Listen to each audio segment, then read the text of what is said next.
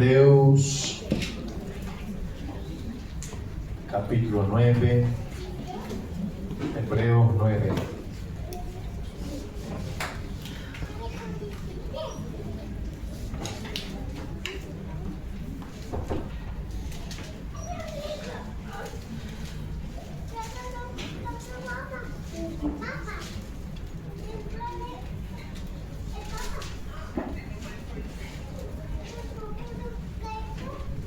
Amén. Todo ya, Hebreos 9, dice así la palabra del Señor, versículo 4. El cual tenía un incensario de oro y el arca del pacto cubierta de oro por todas partes, en lo que estaba en una urna de oro que contenía el maná, la vara de Aarón que reverdeció y las tablas del pacto. Yo quería hablar un poquito contigo hoy sobre la antigua alianza, el antiguo pacto de Dios con su pueblo. Nosotros sabemos que, o algunos de nosotros sabemos, que Dios en el antiguo pacto, o sea, cuando digo antiguo pacto, antes de la venida de Jesús como hombre en esta tierra para sanar y perdonar nuestros pecados, antes que Jesús fuera el sacrificio perfecto por nosotros, en el antiguo pacto Dios eligió un símbolo para su presencia. Dios mandó a los hebreos que hiciesen una arca, una caja de madera que se llamó arca. Y esta arca entonces era símbolo de la presencia de Dios. Dios dijo que se manifestaría a través de ella. Y entonces, así como Dios mandó, ellos hicieron el arca con la madera que Dios mandó, de la forma que Dios mandó, con los querubines, así uno de cada lado, uno de frente para el otro, como Dios había mandado. Han puesto allí dentro los utensilios que Dios mandó. El maná, había un vasito de oro con el maná dentro, como Dios mandó. La vara de Aarón, que reverdeció en su llamado sacerdotal, cuando han hecho la prueba de su llamado sacerdotal, estaba dentro de este arca. Y también las tablas de la ley que Dios escribió, o que fueran dichas por Dios a Moisés, estaban dentro del arca. Y este arca, entonces, para dónde iba, era una señal de victoria, era un símbolo de bendición. El arca, por ejemplo, era usado en las batallas. Cuando Israel tenía una guerra, Samuel, por ejemplo, que fue un marco en algunas batallas, él venía con el arca de la alianza. Traía el arca para el campo de batalla y entonces Israel prevalecía. El arca era símbolo de gloria de Dios. Cuando, por ejemplo, el sacerdote Elí, primero Samuel, capítulo número 3 y 4, cuenta la historia. Cuando el sacerdote Elí perdió la presencia, vinieron los enemigos, los filisteos, y robaron el arca. Y entonces la nuera de Elí, teniendo un hijo en esta batalla, su hijo nace y ella le llama de Icabod. Cabod es gloria, y en hebreo Elí, delante, el señal de no, sin gloria. Se fue la gloria. Entonces el nombre del niño se llamó sin gloria. Se fue la gloria. Se acabó la gloria. Y acabó. Y Cabot, si vamos a decir así un poco más hebreo. Y Cabot. Y Cabot, ahora Israel no tiene la gloria. ¿Por qué esta mujer dio el nombre del niño de Icabod? Porque el arca había sido robada de Israel y el arca era símbolo de gloria, era símbolo de la presencia de Dios. Ahora nosotros sabemos que todas las cosas antiguas, o sea, los símbolos antiguos, como el tabernáculo, el arca de la alianza, o mismo el éxodo, los sacrificios, incluso el mar rojo, incluso las leyes, las 613 leyes judías, resumidas en 10 mandamientos. Después Jesús las resumió en dos mandamientos. Dijo Jesús, Mateo capítulo 22, que se resumen toda la ley en amar a Dios sobre todas las cosas y amar al prójimo como a nosotros mismos. Y entonces Jesús dijo que en esto se resumen toda la ley y los profetas. Pero todo el tiempo antiguo, todo el pacto antiguo era solo una sombra, una figura de las cosas más gloriosas que vendrían a partir de Jesús. Abra conmigo un momento en Hebreos 10. Aproveche que estamos en el 9 y giramos ahí una página, una hoja de la Biblia. En el 10 dice así, 10:1, dice así: porque la ley, teniendo la sombra de los bienes venideros, no la imagen misma de las cosas, nunca puede, por los mismos sacrificios que se ofrecen continuamente cada año, hacer perfecto a los que se acercan. Entonces mira, ¿qué está diciendo el escritor aquí a los hebreos? Está diciendo, la ley, siendo solamente una sombra de los bienes venideros, o sea, es solo una sombra, no es la misma imagen, o sea, no es una imagen real, no es la cuestión original, está diciendo aquí el escritor a los hebreos. Está diciendo, la ley no es la cosa original, la ley es solo una sombra, es una fotocopia, no es el modelo original, porque la ley no es la misma imagen, no es fiel. Es una sombra. ¿Sombra de qué? De las cosas más importantes que vendrán en el futuro. Porque la ley por sacrificios no puede hacer con que uno que haga sacrificios se acerque verdaderamente a Dios. Entonces el escritor está diciendo que la ley es una sombra, es una figura. Explicado todo eso, yo te pregunto, ¿cuál era el significado del arca de la alianza? Esta cajita de madera con cosas metidas dentro, ¿era de verdad la gloria de Dios? ¿Sí o no? Esa cajita de madera con cosas metidas dentro, ¿era de verdad la presencia de Dios? ¿Sí o no? ¿Sí o no? ¿Cuál era el símbolo entonces? ¿Qué era el significado de esta arca? Y ahí yo quería decirte que el arca significa el lugar donde se guarda la presencia de Dios.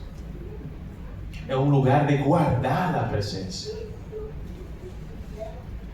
Y es interesante que la peor madera para trabajarse en aquel tiempo, o sea, la más difícil de cortar, la más difícil de manipular, era muy dura, no aceptaba cortes rectos, se llamaba madera de acacia o de acacia. Y entonces, ¿cuál es la cosa más interesante? Dios dijo así a Moisés, mira, cogerás madera de acacia para hacer el arca. Dios estaba diciendo que en una madera difícil Dios estaba diciendo proféticamente a Moisés que la presencia de Dios sería guardada dentro de un lugar duro, dentro de un lugar difícil de manipular, dentro de un lugar que no acepta muchos cortes, madera de acacia. Y es interesante que mira para el lado así discretamente.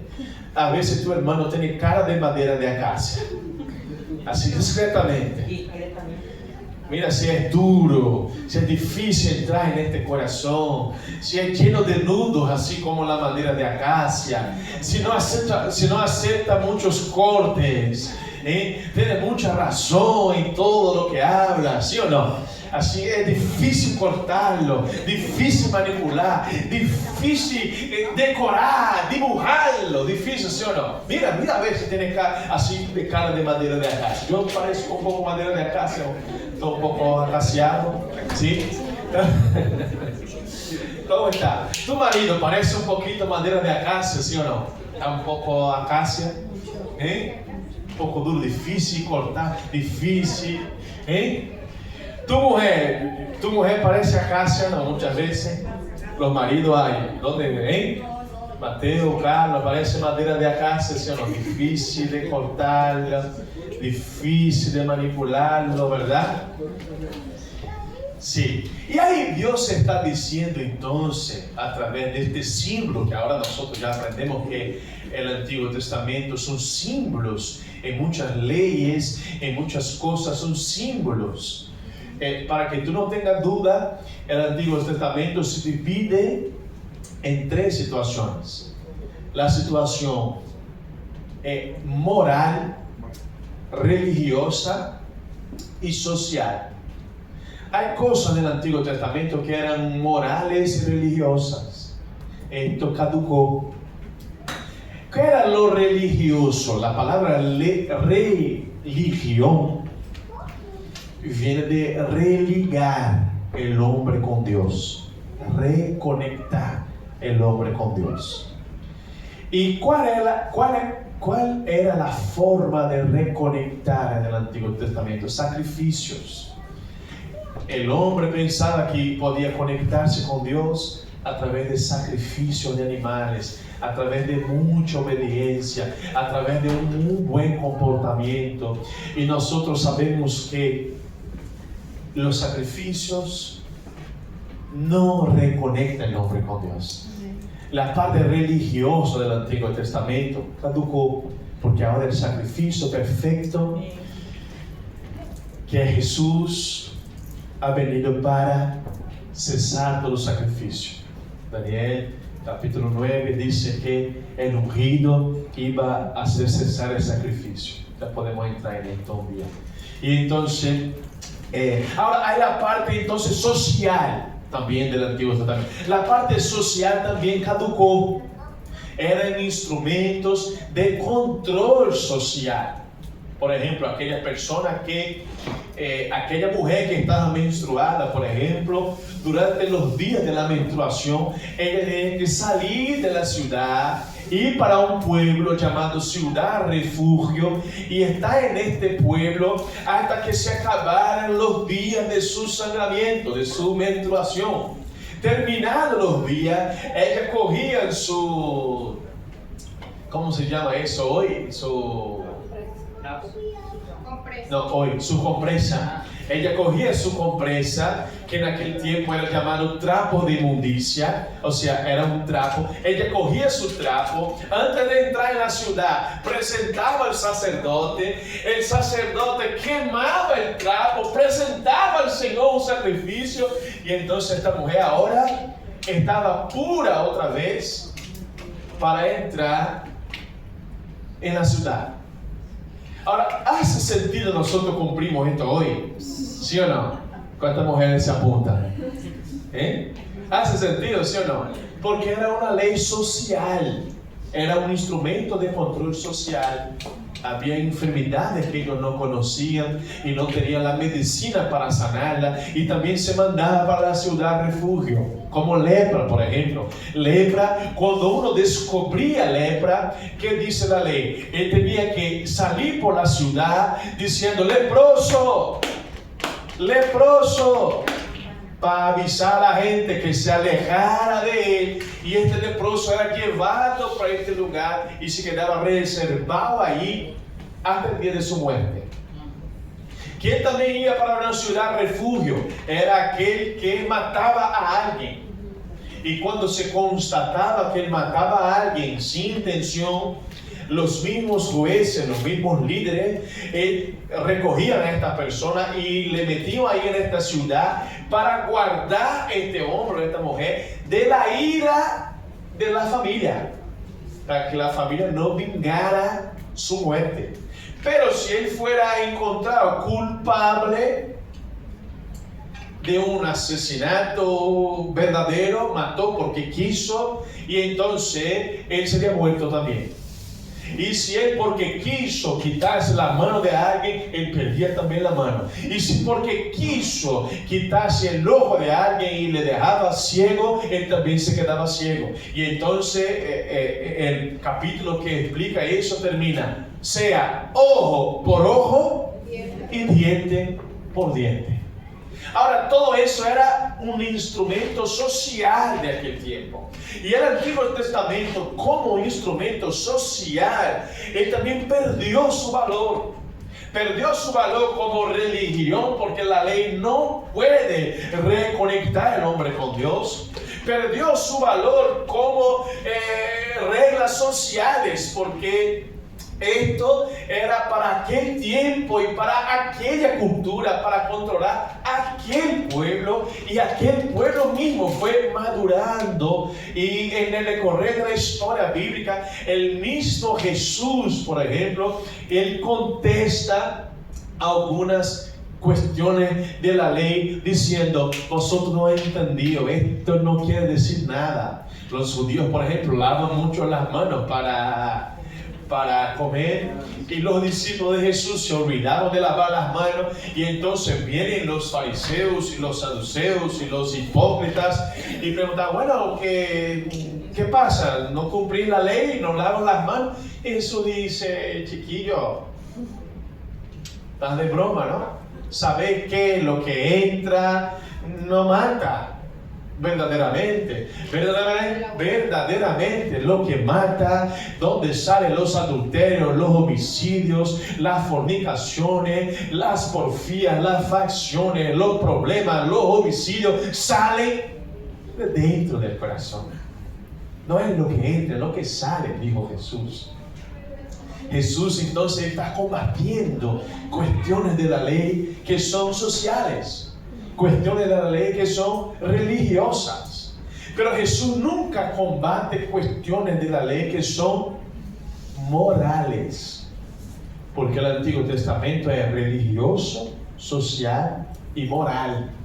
Como religioso y como social caducó, pero como moral, ¿qué es la moral? La moral en el sentido de la moral de Dios, de la esencia de Dios, de cómo es el carácter de Dios. Entonces el Antiguo Testamento, como esencia de Dios, nunca caduca. La moral de la historia metida por detrás de la ley, porque por detrás de toda regla hay una moral. Por detrás del sábado hay una moral, una esencia. ¿Cuál es la esencia? Hay que tener tiempo para Dios. El problema no es el día. La moral de la cosa, Rona, no es el día, no es el sábado o el domingo o el lunes, no. La moral es apartaos para mí. Hay tiempo de trabajar y ahora hay tiempo de disfrutar y descansar, de orar, de buscar a Dios en familia. Esta es la moral del sábado. Amén. El problema, y a veces entramos en discusiones profundas, no es el sábado, no es el domingo, esto no es la moral de la cosa. Esto caducó ya. La moral de la cosa es: trabaja muy bien, está afanado, vale, no debería, pero oye, coja tiempo para Dios. Y ahí había el Shabbat, que era trabajar 6 días y descansar el séptimo. Y había el Shemitah, que era trabajar 6 años y descansar el séptimo año. Había el jubileo, que era cada 50 años, se perdonaban todas las deudas en Israel. Era el año aceptable del Señor. ¿Y cuál es la moral por detrás de todo eso? Tiempo para Dios, santificación, perdón. De 50 en 50 años, por ejemplo, en el jubileo, todas las deudas eran perdonadas. Era conocido como el año aceptable del Señor. Y Jesús, Isaías capítulo 61, Isaías capítulo 61, versículo 1, Jesús dice así: el Espíritu del Señor está sobre mí, porque Él me ungió. ¿Para qué?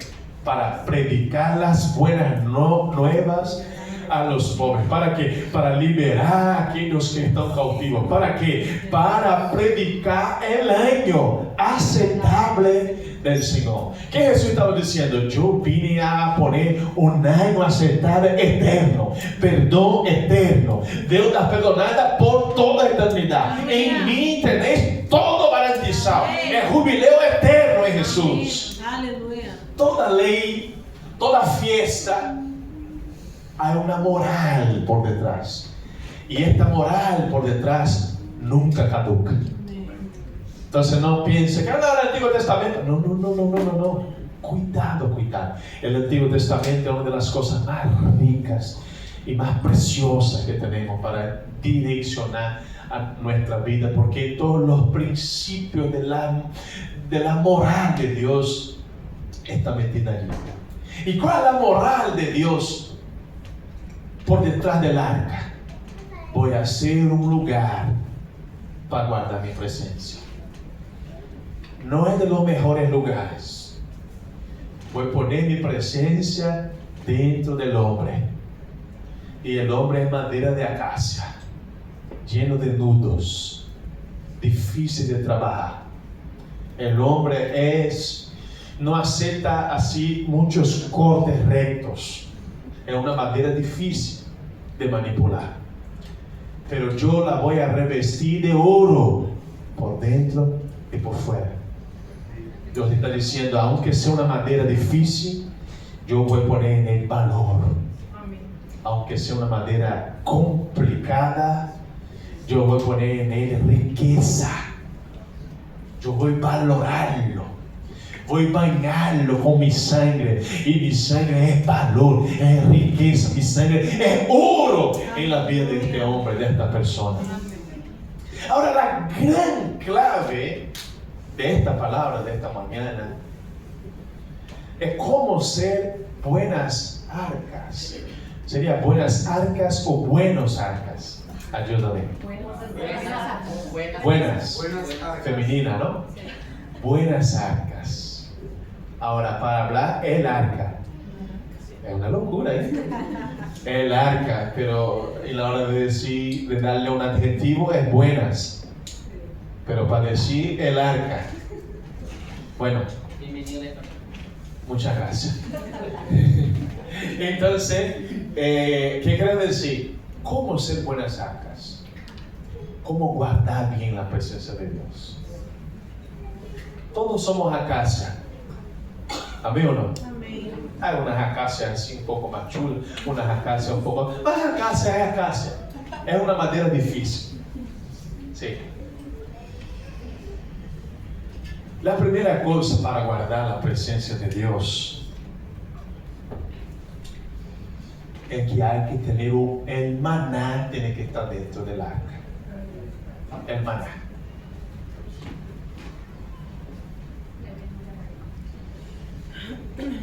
El arca. ¿Cuántos son arcas aquí?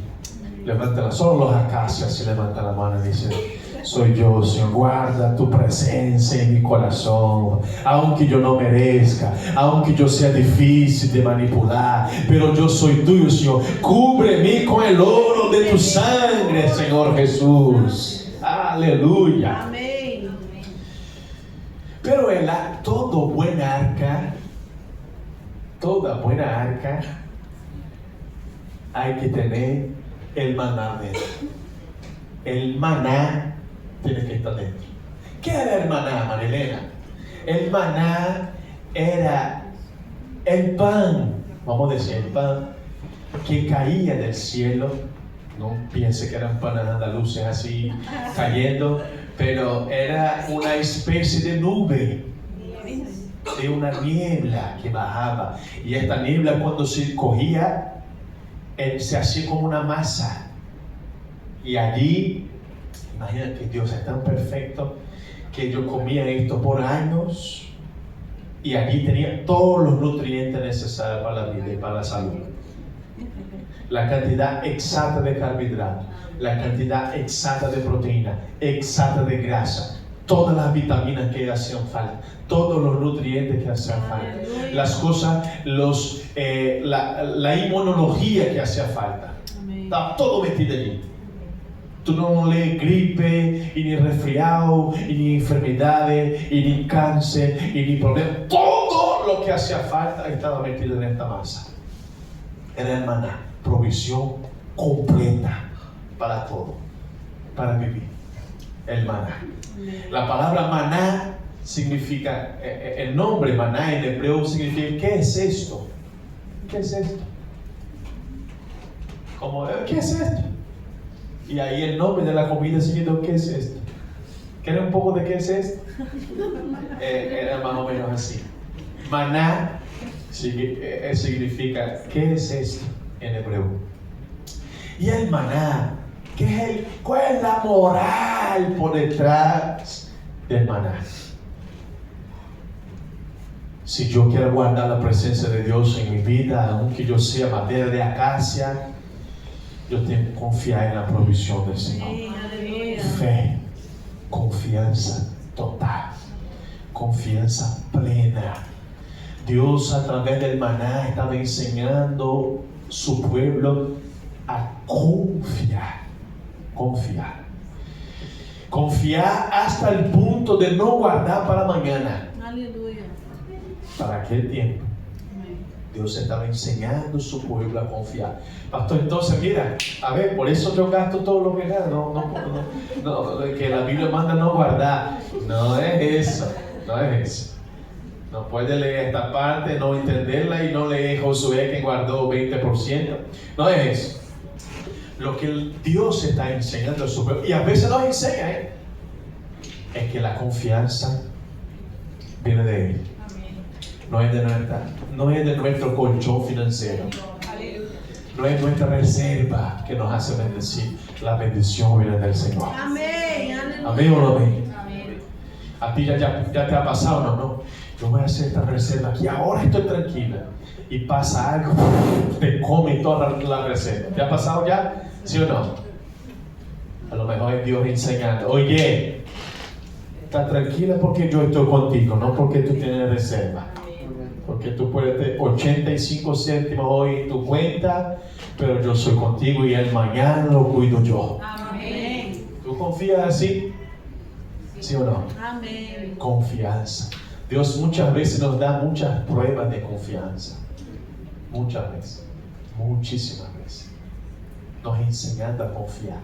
Y si yo quiero guardar la presencia de Dios, yo tengo que aprender a confiar en el Señor, aprender a confiar en su palabra. Maná es el pan que desciende del cielo. Jesús dijo, yo soy el pan vivo que desciende del cielo.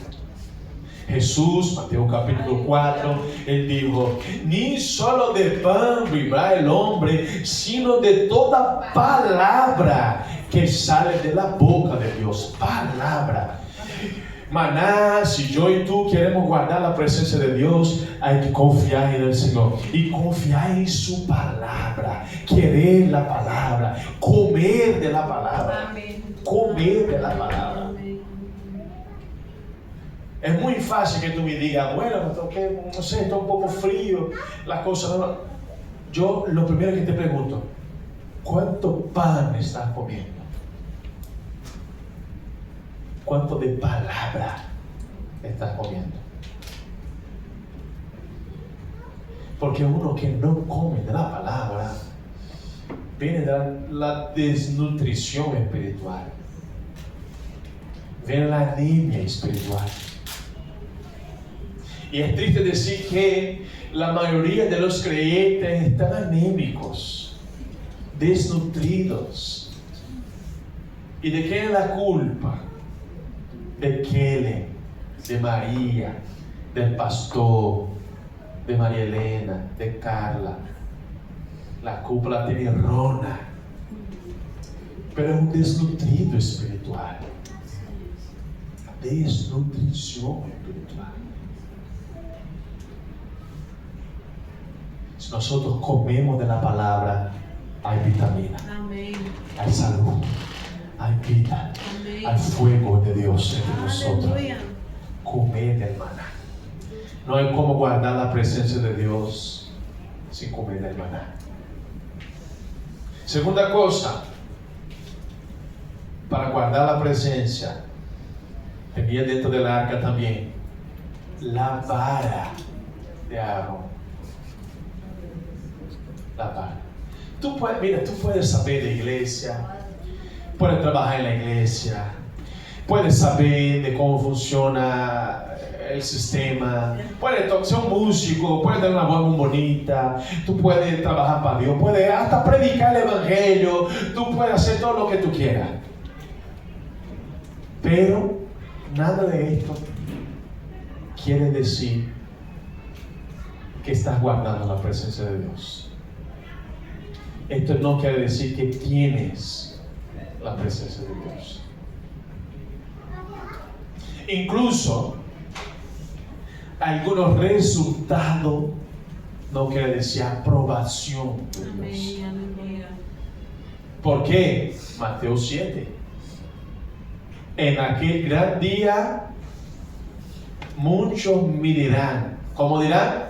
Señor, Señor, yo en tu nombre profeticé, expulsé demonios, hice señales y maravillas, Señor, en tu nombre.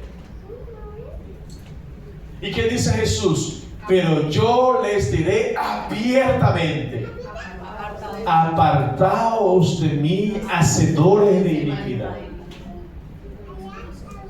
porque yo no les conozco. No les conozco. No tenéis mi presencia. No son conocidos míos. Yo no les conozco. La palabra ahí, conozco, en el griego es ginesco. Es un conocimiento de intimidad. Claro que después la medicina ha puesto ginecología, trayendo la raíz de esta palabra, para intimidad sexual, o sea, para los órganos genitales femeninos, la ginecología. Pero la raíz de la palabra apuntaba para una intimidad profunda. Intimidad. Jesús estaba diciendo, yo no les conozco, nunca hemos tenido intimidad profunda. ¿Entienden la gravedad de este tema?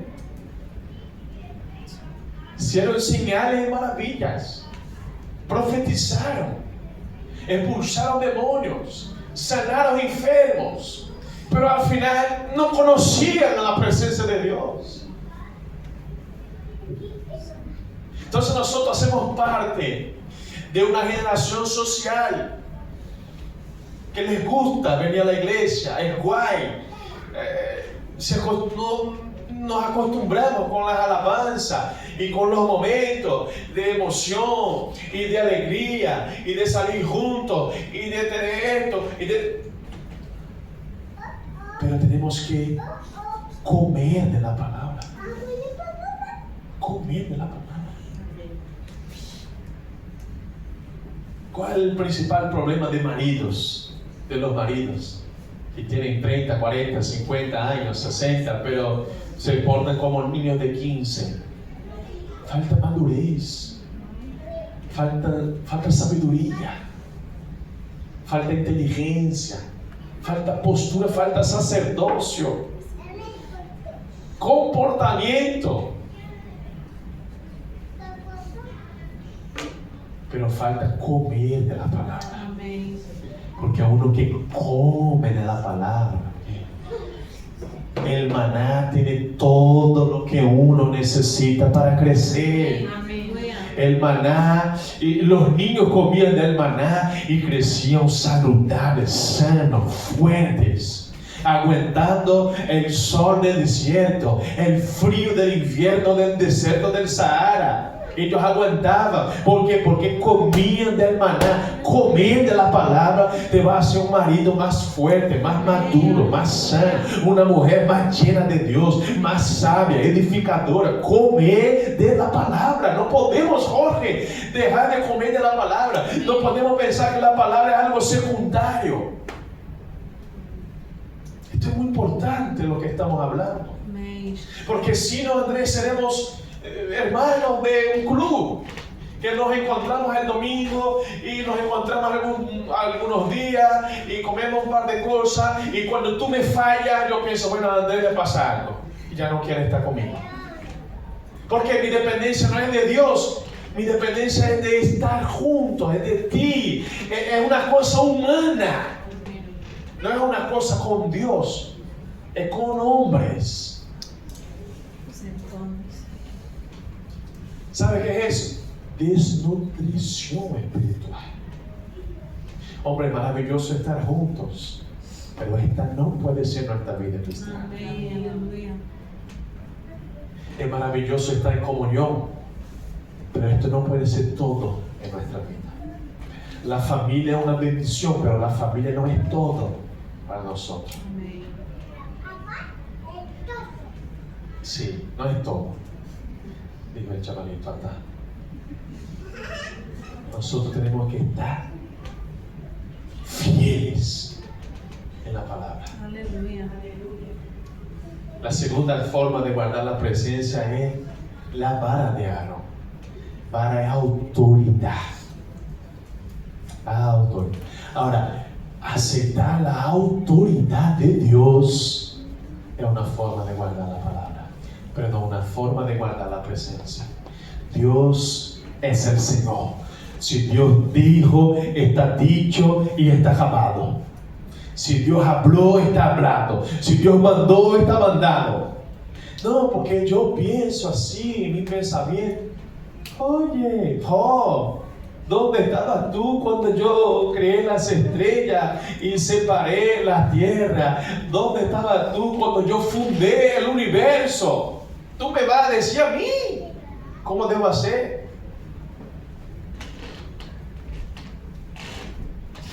A Job le fue quitado 10 hijos, toda la salud, toda la riqueza, y Dios le dijo, no tienes derecho en cuestionarme.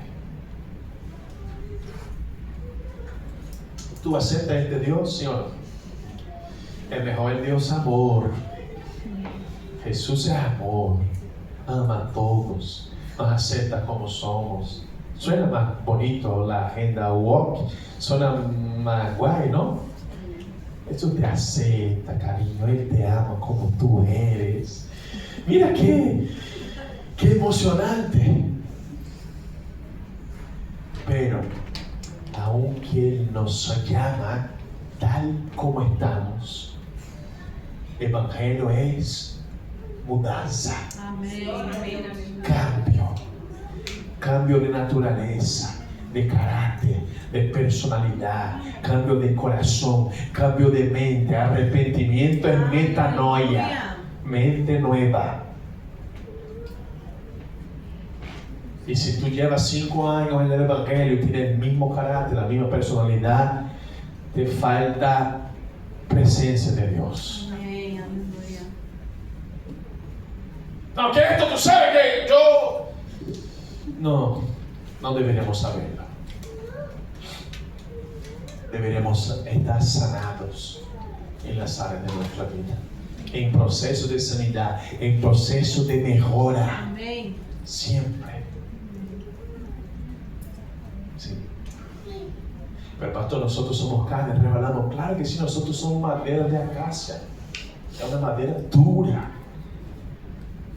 Los carpinteros no les gustaba trabajar con esta madera. Es difícil trabajar con acacia. ¿Cuál es el mayor desafío de un pastor? ¿Tú crees que es las cuentas que hay que pagar, o que es la palabra que hay que preparar, o que hay que estudiar mucho? ¿Tú crees que es eso? Claro que no, son acacias. Es muchas acacias juntas, reunidas. Cada acacia con una canción. y no acepta cortes. Hay que tener mucho tacto, mucho cariño. Y nadie se preocupa con el carpintero. Todos solo quieren su trabajo, su mano, su consejo, su cosa, su ayuda. Difícilmente alguien llega sinceramente preocupado cómo está esta persona. Sinceramente no. ¿Cómo está? ¿Todo bien? Bueno, ¿qué te necesito? Bueno. ¿Cómo está? ¿Todo bien? Sí, todo bueno, bien. Bueno, no, es porque estaba pensando que tenemos que ver. No. O sea, la verdad da igual cómo está el carpintero. Lo importante es que yo necesito que me toque en lo que necesito y ya está. Esta es la gran dificultad de nosotros. Digo nosotros, iglesia del Señor. No digo familia viva específicamente. Así son las iglesias. Suelen ser las iglesias. Entonces, yo tengo conocidos que fueron jubilados hace 2 años, puede ser, ¿no? Una jubilación, la primera que tengo. Y fueron jubilados del ministerio. ¿Cómo? Una vasija de flores. Bueno, muchas gracias. Pero ¿cómo están estas personas? ¿Ellos han contribuido? Claro, porque ahora hicieron una edad y no pueden pasar. Pero ellos estaban dados de alta, ellos están cuidados, ellos están abastecidos. ¿Cómo están ellos? Poca gente. Digo hermanos, no digo iglesia, digo hermanos. Se preocupa cómo fue este carpintero que sirvió por 50 años. Y ahora le damos muchas gracias, bendiciones. Vale, pero ¿y ahora? ¿Y ahora qué? ¿Y ahora qué? ¿Y cómo va a vivir? Somos todos madera de acacia. Cada uno con una cabeza, cada uno con un pensamiento, cada uno con una necesidad, cada uno con una opinión. Imagínate.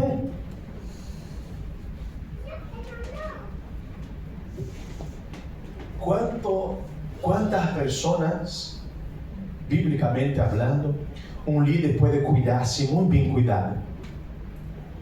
¿Cuántas personas? Bíblicamente hablando. 12. El modelo de Jesús era 12. ¿Sí o no? El modelo de Jesús era 12. O sea, Jesús amaba a todos, abrazaba a todos, pero él tenía 12 para estar más cerca. ¿Por qué? Porque él quería más de 12 y porque le dio la gana. No. Porque estos 12 iban a dar continuidad en el trabajo.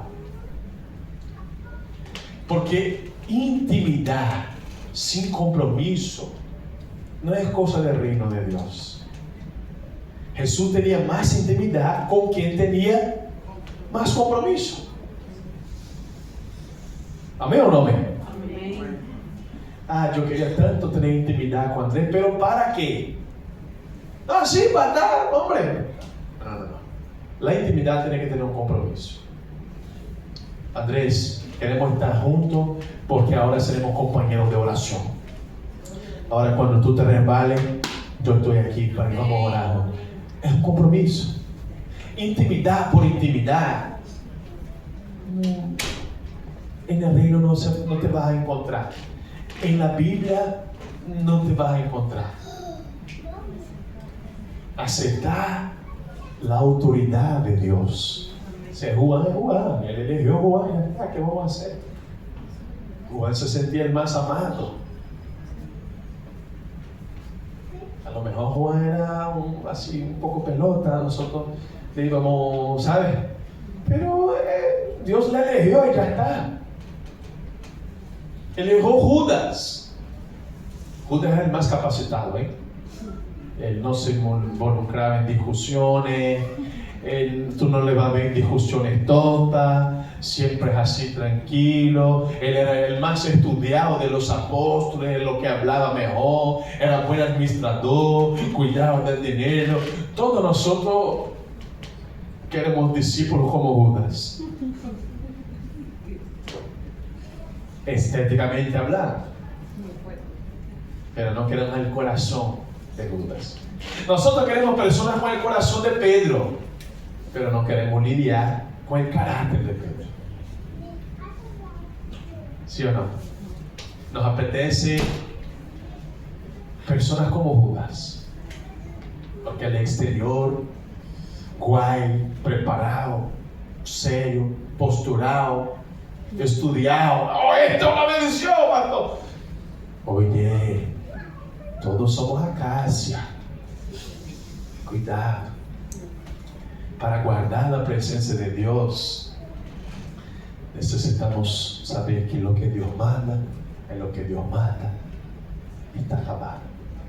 Quien Dios manda es quien Dios manda y se acabó. Sí.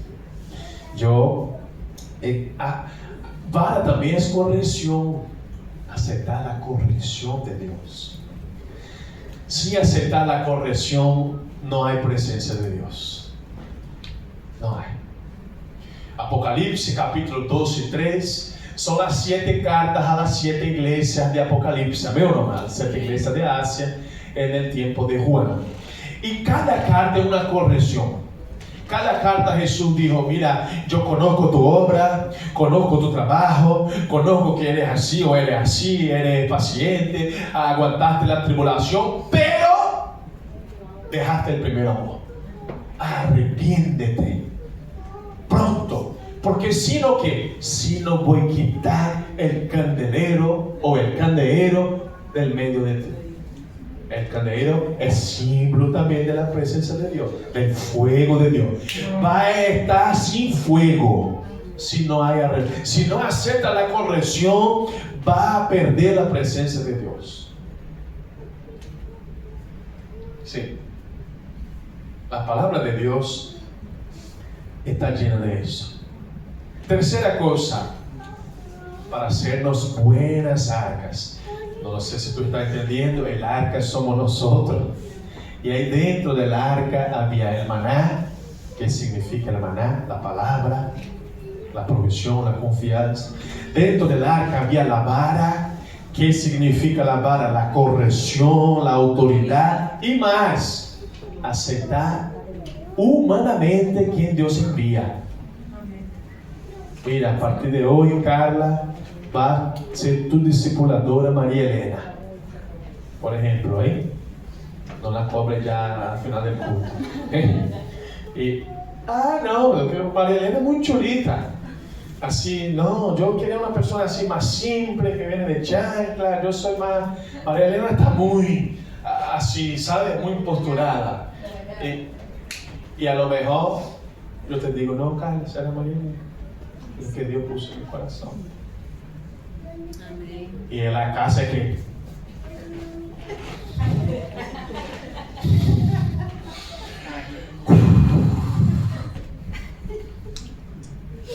no sea tan acasiona. Oye, acepta lo que Dios ha mandado. ¿Amén o no? ¿Cuál fue el problema de Israel? No aceptó la autoridad que Dios mandó. no aceptó. Jesús no era el Jesús que ellos dibujaron en su cabeza. El Jesús dibujado tenía que ser más político, tenía que ser más posturado, tenía que ser alguien con más poder externo, con más autoridad, con soldados, con un ejército. Ellos dibujaron un Jesús religioso en su cabeza. Y entonces viene Jesús. Simple. Hay que lavar la mano. Hombre, hay que lavar la mano. Esto nada. ¿Tenés hambre? Bueno, pero el sábado, hombre, coge ya, come. Tenemos hambre, vamos a estar aquí con hambre. ¿No has escuchado que David comió de los panes de la... Venga. Simple. Amén, aleluya. Práctico. Fuera de la cajita de la religión. Amén. Pero es normal. Comiendo con las personas, con pecadores, con publicanos, y sentado a la mesa con cualquiera. Y esto confrontó mucho la religión.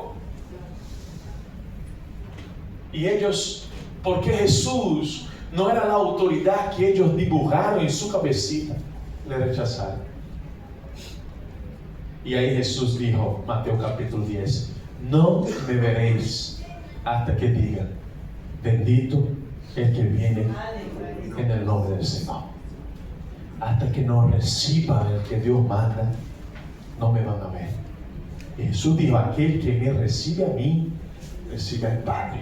Y aquel que recibe a quien yo envié, me recibe a mí. Amén, aleluya. Aquel que recibe a un profeta, como profeta, recibirá galardón de profeta. Y al que recibe el justo, por cuanto es justo, recibirá galardón de justo. Al que recibe a quien yo envío, me recibe a mí. Quien me recibe a mí, Aleluya. me recibe al Padre. Es fuerte. Hay cosas fuertes en esta vida. Yo tuve un discipulador que fue mi discípulo. Y ahora aceptarlo como una voz de Dios para mi vida es algo fuerte. Alguien que yo generé en el ministerio. Yo le engendré en el ministerio. Yo di su nombre para que fuera enviado. Le ayudé a tornarse un líder. Aleluya. Y el obispo dijo, mira, él ahora será tu discipulado, tu líder. Imagínate, me pedía consejos. Y esta clave es muy fuerte. Es como si de aquí a 5 años Marquito ahora está pastoreando y viene una dirección y dice, mira, Marquito ese será tu líder a partir de hoy. Amén. Pero Marquito, sí.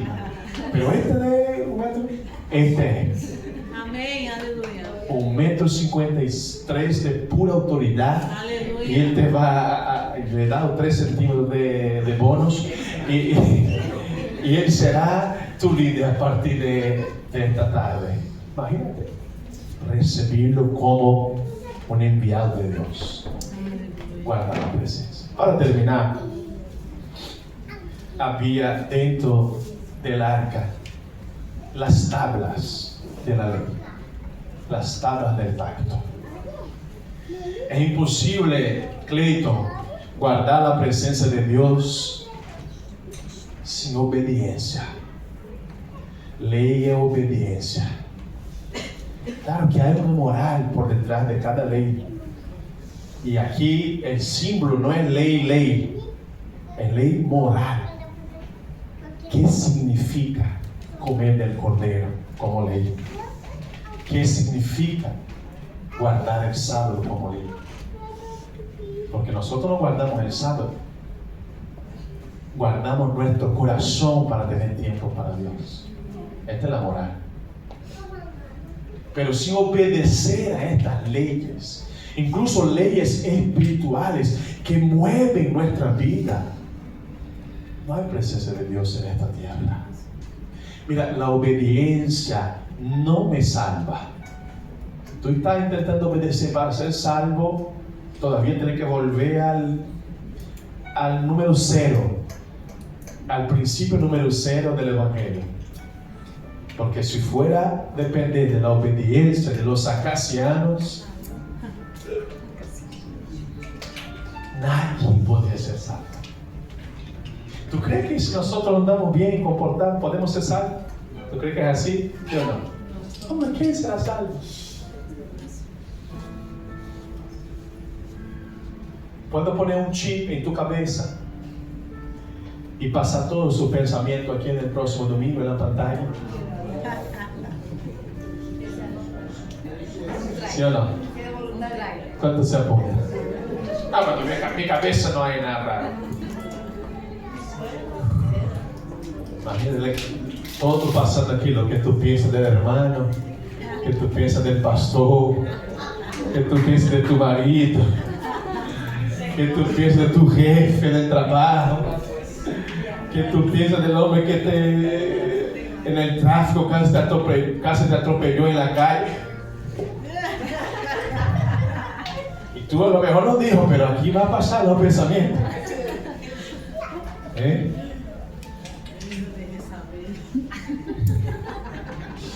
Mira que bendecido. Pues hay un palo por aquí.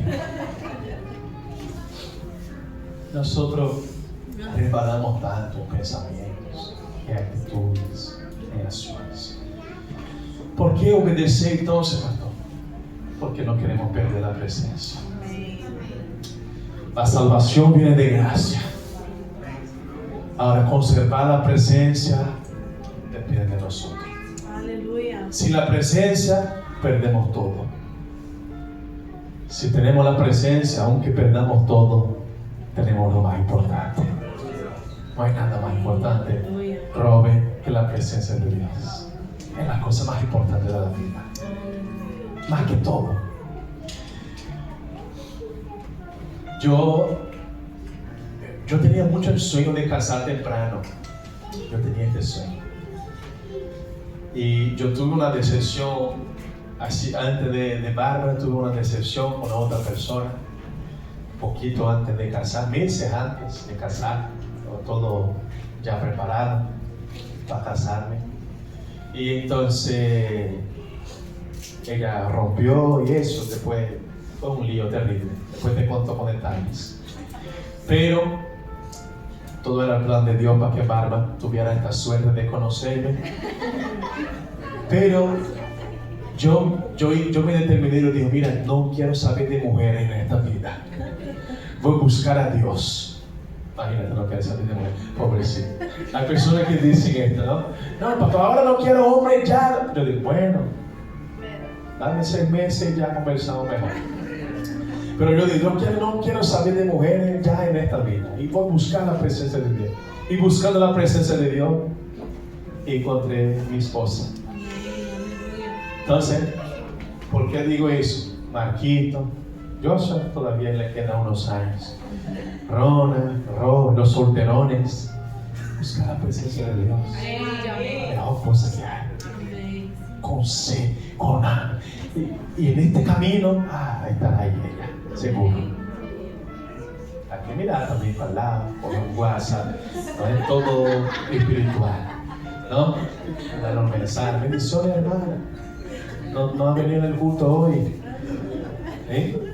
Con mucho respeto, con cuidado. ¿Cómo estás de pie en nombre de Jesús?